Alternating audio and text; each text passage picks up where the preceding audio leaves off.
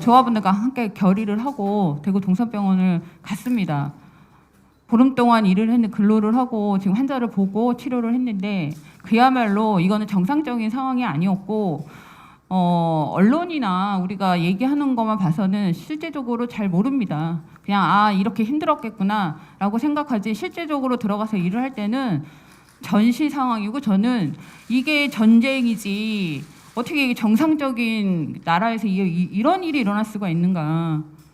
환자들은 계속 밀려 들어오고 자리가 없어서 계속 조금 나아지면은 조금 그래도 다른 사람들보단 열이 떨어진다든지 식사가 되면은 생활관으로 해서 이동을 계속 하기 때문에 간호사들이 견뎌내기가 굉장히 힘들었습니다. 입원하고 그다음에 전동 들어오고 입원 들어오고 또 퇴원 들어오고 거기다가 감염병의 특성상 보조 인력이 없습니다. 감염병이 지금 일반적인 질병하고 틀리기 때문에 보조 인력이 들어갈 수 없는 상황인데 이거는 누구나 알듯이 간호사가 전적으로 모든 거를 다 해야 되는데 제가 들어간 병동만 해도 제가 혼자 환자 20명을 봤습니다. 20명을 봤는데 전동이 있고 입퇴원이 있는 날은 거의 이제 레벨들이 있고 뛰어다녔었는데 정말 저는 그 후드가 벗겨지는 줄 알았어요. 막 뛰어다녀갖고는. 그래서 이게 감염의 위험이라든지 이런 거를 계속 뭔가를 제가 터치를 제 몸을 할 수가 없는데도 계속 신경이 쓰이고 계속 뭐가 벗겨지는 것 같고 그런 상황에서 정말 열악한 상황에서 저희가 다 일을 했고요. 그래도 그나마 다행이었던 거는 이렇게 우리가 이렇게 코로나로 이렇게 어쨌거나 안 좋은 상황이었지만 간호사들이 자기 사명감 이런 부분들로 인해서 지금까지 잘 그래도 대구 지역이 잘 되지 않았나 치료가 잘 되지 않았나 그런 생각을 합니다. 저는 직접 현장에서 직접 보고 느낀 거를 얘기를 하자면 저희가 처음 전담병원에 갔을 때는 어떠한 체계가 전혀 안 잡혀져 있었고 국가에서는 전담병원을 지정을 했습니다. 지정을 했는데 어떠한 매뉴얼이나 체계가 전혀 없는 상태에서 병원 자체적으로 매뉴얼을 만들고 체계를 만들고 이 과정을 단 며칠 만에 해내는 과정에서 모든 직원들이 밤낮 없이 모두 나와가지고 동참을 해서 며칠 만에 이뤄내서 입원 환자를 받고 이러한 과정을 거쳤습니다. 하지만 또 입원 병동이나 진행하는 과정에서 이게 또 병동에서는 증상이 많지 않고 증상이 심한 사람이나 경한 사람이나 있을 수 있는데 좀 경한 사람 같은 경우는 온갖 불만과 불평불만을 간호사들한테 모두 다 쏟아붓습니다. 근무하는 자체도 힘들지만 이러한 모든 불만들을 다 받아내는 이거는 감정의 쓰레기통인가 이런 걸까지 느낄 수 있을 정도로 그런 부분이 무척 힘들었던 부분이고 실제 근무했던 사람들과 얘기를 하다 보니 숙소를 구해야 되는데 숙소를 구하기가 어려운 부분 그리고 근무하는 사람 전담병원 지정한 근무자들에게는 감염병에 전염됐다라고 판단을 해서 모두가 기피하고 심지어 대구 내에 집이 있지만 동네 사람들이 가족들에게 눈치를 줍니다. 그래서 눈치를 줘서 집에도 못 가고 따로 숙소를 구해야 되는 이러한 어려움도 있었고 특히 공공병원은 임금이 그렇지 않아도 매우 낮았었는데 이 코로나19 관련해서 공공병원의 문제점이 이 저임금으로 인해서 간호사 채용이 그동안 매우 어려웠었습니다. 하지만 이러한 어려움 속에서 이 코로나가 발병이 되면서 전담병원 지정이라든지 간호사 파견이 같이 이루어지면서 더 심각한 상황으로 치닫고 있는 현실에서 어떠한 간호사는 근무하면서 이런 말을 하더라고요. 진짜 이 공공병원이 이 정도 수준인지는 몰랐다. 코로나19로 인해서 이 어려운 상황이 극복되면 본인은 떠나겠다라는 말을 하면서 일반 기업체 3교대를 하는 기업체에 들어가도 이 정도는 아닌 응원 간식도 보내준다든지 여러 가지 이렇게 힘을 실어주는 발언을 많이 하시지만 실제로 그 실상을 쳐다보면은 퇴근해서 자기가 기화를 하는데 자기가 사는 아파트의 주민들이 어려운 이제 직원인 걸 아니까 예를 들면 같은 엘리베이터를 안 탔으면 좋겠다. 그리고 병원에서 그냥 먹고 자고 하면 안 되느냐. 그러니까 실제로 모 어려운 같은 경우는 병동을 소개하면서 한 두 개 층 정도의 병동을 직원들 숙소로 마련해가지고 실제로 이 전담병원이 해제될 때까지 집을 돌아가지를 못했습니다. 부산은 그 정도는 아니지만은 부산도 마찬가지인 게 실제로 저희 어려운 위치가 부산 시내 쪽에 위치하는데 택시 저희 간호사가 이제 밤에 퇴근을 하려고 해도 택시를 잡을 수가 없습니다. 왜? 어려운 근처로 오질 않습니다. 그 앞에 내려달라고 해도 근처에 내려주지도 않고.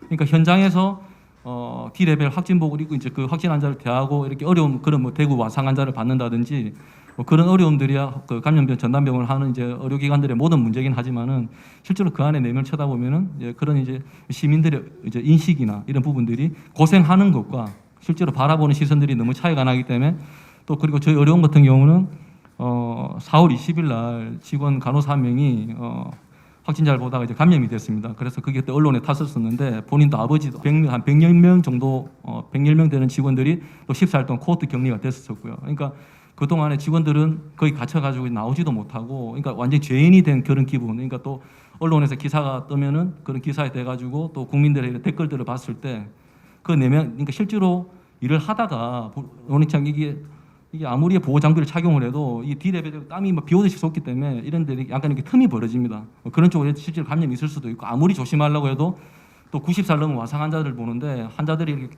컨트롤이 안 되기 때문에 굉장히 어렵습니다. 직원들이 그런 피해의식과 열심히 일을 하면서도 그런 부분들에서 좀 이렇게 겪는 부분들이 굉장히 좀 마음이 아팠어요. 저희가 그 지방 의료원 중에서 유일하게 부산 지역에 있는 행여 환자들을 간호간병 통합수비 병동을 운영해가지고 행여 환자들을 보는 병동이 있었습니다. 근데 병원 전체를 이제 병동을 소개하다 보니까 이 지금 의료 취약 환자들이 갈 곳이 없는 겁니다. 그래서 근데 부산의 다른 의료기관들로 전원을 시키려고 하는데 다른 의료기관들에서 이런 실제로 이제 돈이 안 되는 이런 환자들을 받으려고 하는 데가 없는 겁니다. 근데 저희는 빨리 병동을 소개시켜 가지고 준비를 해야 되는데 환자를 전원을 못 시키는 이런 절차가 준비되어 있는 게 기준이 없다 보니까 그래서 시에 이제 부산시에 계속 요청을 해가지고 시에서 그 행정 명령하다시피 해가지고 종합병원 기관장들 모아서 이 어려운 환자들을 받아라.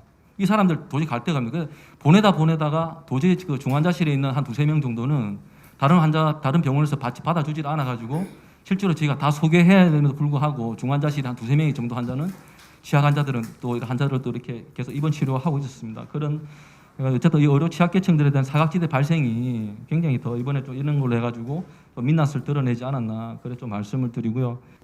2015년 메르스 때랑 현장은 조금 더 바뀌지 않았다. 이게 딱 그 한마디로 요약하면 그런 것 같아요. 사실 2월 21일 날 갑자기 이제 감염병 전담병원 지정됐다고 환자를 소개하라고 일주일의 시간을 주더라고요.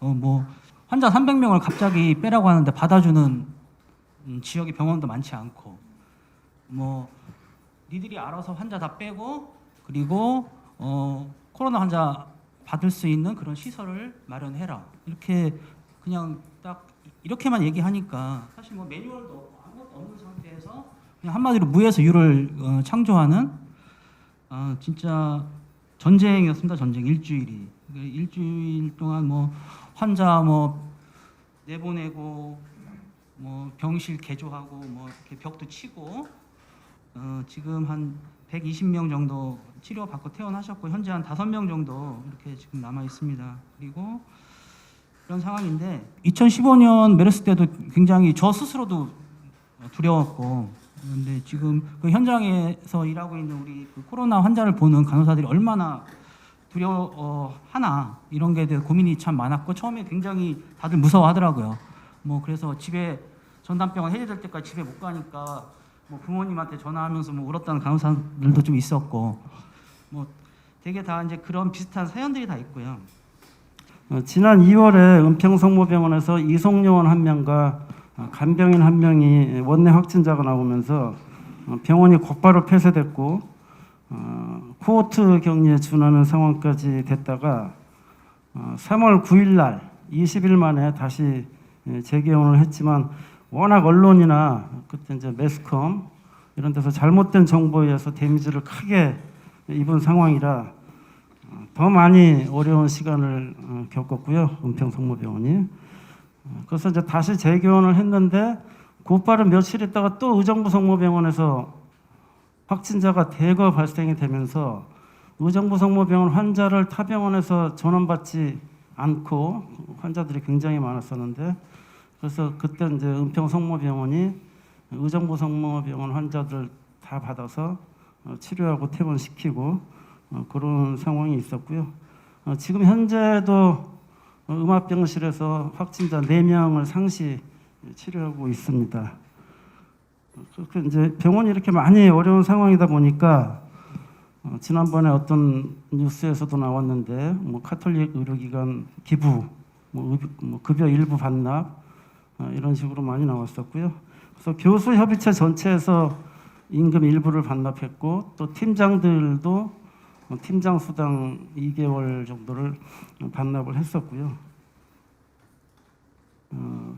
또 그 계약직들에 대해서도 재계약을 하지 않는 그런 상황까지 발생이 됐습니다. 그래서 계약직들이 막 실직을 하고 계약 기간이 남은 사람들은 그냥 쭉 갔었는데 4, 5월 계약직들이 만료되는 사람들은 재계약을 안 하는 사태까지 이렇게 갔습니다.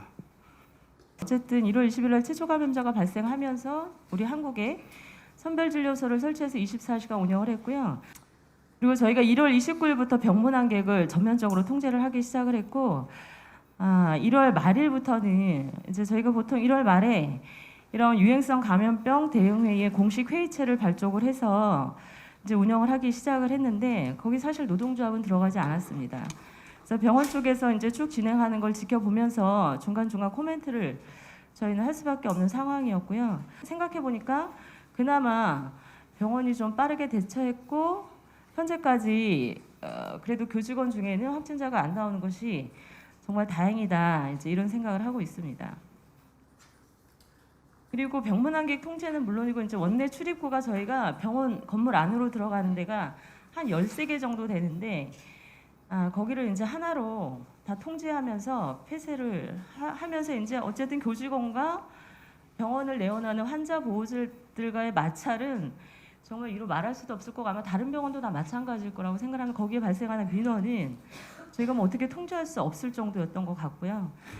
그리고 관련해서 이 선별진료소라는 게 딱 진료소 하나만 설치하면 될 것 같지만 관련된 그 시설이 굉장히 많이 따라옵니다. 그래서 52시간을 초과하는 이제 노동이 굉장히 많아서 직원들의 피로도도 굉장히 높아졌고 특히 이제 신천지가 터지면서 저희 직원들도 그러지 않아도 인력이 부족한데 신천지 때문에 자가격리가 굉장히 많이 들어갔습니다. 그러면서 또 인력 부족한데 더 인력 부족이 완전히 그냥 겹쳐버린 거죠. 그런 상황들이 있었고 특히 이 시기에 결혼을 하거나 뭐 이런 분들은 결혼을 해도 휴가를 못 가고 그리고 임신을 했는데 거기에 대한 적절한 보호 조치를 받지 못하고 이런 부분들이 좀 있어서 그건 어쨌든 노사 간에 뭐 어쨌든 정리를 해서 풀기는 했지만 특히 이렇게 감염병이 유행할 때 그 현장에 있는 임산부 등에 대한 보호 조치는 정부 차원에서 어떤 뭔가 정책이 있어야 되지 않을까 그런 생각을 합니다. 이제 초기에는 레벨 D를 이게 레벨 D가 또 고가잖아요. 그러니까 한 번 입고 들어가면 어떤 현상이 벌어지냐면 생리적 욕구를 이게 화장실 가는 게 그게 힘들어가지고 물도 안 마시고 밥도 안 먹는 거죠 직원들이. 그래서 근무 시간 끝나는 그 8시간까지는 어쨌든 그냥 버텨보는 거죠. 그런 현상이 그냥 비일비재했다는 걸 말씀드리고 그리고 나서 이제 2시간 그 휴식 시간이 이제 오픈되면서 그나마 조금 나아졌다는 것을 말씀드립니다. 저희가 이제 확진자는 사실 그 레벨 D를 입고 들어가서 이제 환자를 직접 케어해야 되는 부분과 그다음에 밖에서 그 안에서 필요한 것들을 지원하거나 뭐 차팅하거나 뭐 이런 기록하거나 이런 이제 업무를 해야 되는 간호사로 나뉘는데 그렇게 되면 확진자 1명을 간호사 2이 봐야 된다는 결과가 생깁니다. 그렇게 되면 이제 그 확진자 외에도 그런 증상이 있어서 결과를 기다리는 환자를 따로 격리해야 되는 병실이 있거든요. 그럼 통합해가지고 거기에 드는 인력이 평상시에 만약에 10명이라고 했다고 하면 거기에 들어가는 인력은 거의 1,000배 이상이 필요한데 지금 간호사들이 현장에서 저희가 뭐 그렇게 충분히 뽑아놓고 대기하는 것이 아니기 때문에 저희는 한 병동을 폐쇄했습니다. 그리고 거기에 들어가는 인력을 그 감염병동으로 파견을 시켰습니다. 그래서 그것도 부족해서 사실은 각 병동에 있는 간호사들 특히 중환자실 경험이 있는 간호사들 위주로 사실 중환자실도 바쁘거든요. 중환자실은 그 중환자실에 근무하는 간호 인력을 한두 명씩 다 착출해가지고 감염병동에 투입시켜서 결국 여기도 힘들고 저기도 힘든 서로 힘든 상황이 벌어졌는데 2월경에 그 인천의 2번째 확진자가 저희 병원에서 검사했다는 이유 그래서 그 환자는 저희 원내로 진입도 안 했고 저희가 메르스 때 이제 응급실 옆에 외부에서 들어갈 수 있는 음압병실을 통해서 보호장구를 다 착용한 의료진이 검사만 하고 갔는데 그 여파가 이렇게 클지는 몰랐어요. 언론 매체를 통하고 그 일부 뭐 그 병원 근처 아파트에서는 그 방송으로 인천산악병원에 코로나 환자가 있다더라라는 방송까지 했다고 그래서 그거는 제가 다시 정정 보도 해달라고 해서 다시 그런 일이 있었습니다. 그래서 그 언론 보도 있고 나서 저희가 외래 환자가 거의 한 30-40%, 검진 파트는 무려 한 70%까지도 감소했고요. 사실 계속 말하는 것도 힘들지만 가장 어려운 거는 그분들의 컴플레인. 더울 때는 이게 문진을 하고 계속 물어보면서 들여다보니까 그분들이 이제 화내고 욕하고 잦은 몸싸움도 생기고 그럽니다. 그래서 그런 부분 어려운 부분이 있다는 거 있고요. 이번 달 5월 25일이 급여일인데 저희가 월요일날 병원에서 60%밖에 급여를 지급하지 못한다는 통보를 받았습니다. 그래서 좀 오픈 현상은 또 저희 같은 경우에는 이제 수익이 낮다 보니까 급여를 주기 위해서 지난달에는 물품 대금이라든지 모든 이런 것들을 다 미뤘습니다. 그러면 또 저희한테 물품을 납품하고 있는 또 그 업체 중에도 저희만 바라보고 있는 병원 업체들 같은 경우에 거기에도 또 무급휴직과 인력 감축이라는 그런 것들이 종용되고 있다고 얘기를 하더라고요. 그래서 같은 노동자로서 조금 마음이 아팠던 부분이 있고요. 저희도 그래서 운영진에서는 뭐 운영진은 50% 급여 반납하고 뭐 의료진은 한 20% 이상씩 반납하고 부서장급들도 한 20%씩 다 반납을 했습니다. 예, 저희들도 정부 정책에 맞춰서 선별진료소와 병원 통제 또 안심진료소를 운영하고 있습니다. 거기는 인력과 장비와 이런 것들이 투입이 되는데 실질적으로 정부에서 지원이라든지 보상에 대한 부분은 전무한 실정입니다. 또한 정부에서 발표하는 그 가지급금이죠. 의료보험 청구분을 작년 대비 가지급금으로 해서 선지급해주겠다라고 말씀하셨는데 혹시 병원에 부채가 없는 병원들은 없을 것 같고 저희 병원 또한 메디칼론을 쓰고 있는 병원입니다. 그럼 메디칼론을 쓰고 있는 병원은 지급 대상에서 제외된다고 하니 어느 병원이 실질적으로 효율적으로 그거를 활용할 수 있고 이용할 수 있을까라는 점입니다. 민간 중소병원은 의료계 안에서도 더 열악하고 좀 사각지대라고 표현을 좀 하고 싶네요. 더 재정적이라든지 장비라든지 이런 분도 되게 열악하고 한 달 벌어서 한 달 먹고 산다고 좀 표현하고 싶기도 하고요. 그런 와중에 지금 대출도 막혀 있고 환자는 코로나로 인해서 더욱더 감소되고 있는 상황에서 솔직히 다음 달을 저희들이 버텨낼 수 있을까라는 생각이 좀 듭니다. 코로나가 발생되고 3월 달에 저희들도 벌써 비상경영체계를 돌입했고요. 4월 달을 어떻게 버텨낼 수가 없다고 판단이 들어서 정부에서 신청하는 고용유지지원금을 확인을 했고 그거를 신청을 했습니다. 다행스럽게도 고용유지지원금을 단축근무 20시간, 20%를 단축근무를 실시를 해서 4월 달은 그렇게 위기를 좀 넘겼고요. 근데 다음 달, 6월 달 또 어떻게 살아갈지가 또 걱정인데요. 이제 6월 달도 그렇게 되고 이게 장기화가 된다고 하면 기존에 있던 간호 인력 다 부족한 건 사실이지만 더 열악한 저희로서는 그 다음 순서는 병동 폐쇄가 이어질 것 같고요. 병동 폐쇄 이후에는 구조조정이 들어갈 수밖에 없는 상황이겠죠. 그렇다고 하면 병원 그래도 경기도 시흥시에서 30년 이상을 지역사회 병원으로서 공공병원으로 자임하고 있는 신천연합병원이 존폐 위기가 바로 직면해 있다고 저는 판단이 됩니다. 여기는 공공의료기관이 없고 대우병원이 지역사회 책임 있는 의료기관이기 때문에 이 코로나19 대응을 철저하게 해야 된다라고 하는 그 병원 내 결정사항이 있었습니다. 그래서 대우병원 경영진은 초기에 결단을 할 때 과한 것이 부족한 것보다 낫다라고 하는 것으로 병원장이 결단을 하고 직원들 전체가 모여 있는 자리에서 우리는 코로나19를 지역사회의 확산을 방지하기 위한 최선의 노력을 다한다라고 하는 선언을 하면서 이렇게 시작을 했다고 합니다.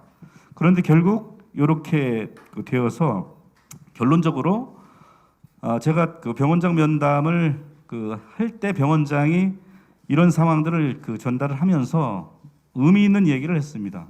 코로나19가 지금은 종식할 수 없는 감염병이고 이후에도 계속 지속이 될 텐데 또다시 오면 이제는 심각한 고민을 할 수밖에 없다. 이렇게 다시 판단할 수 없을 것 같다라고 얘기를 합니다. 왜냐하면 다른 기관들, 소극적 대응을 한 기관들은 그래도 살아날 수 있는데 너무나 훌륭하게 했기 때문에 결과적으로 누구도 책임지지 않는 구조에서 피해만 입고 있다라고 하고 있습니다. 그리고 코호트 격리도 안 됐는데 임금 지금이 이제 인건비 비율이 85%에 육박합니다. 그래서 현재는 거의 뭐 무급휴직이나 육아휴직 대상자 전체가 다 들어가야 되고 무급휴직이 상시화되어 있고 정규직으로 들어가야 채워야 될 공간 다 비정규직으로 채우고 있는 상황이고 임금 체불이 바로 지금 위기에 있는 상황에 놓여 있고 그런 상황이 현재 상황입니다.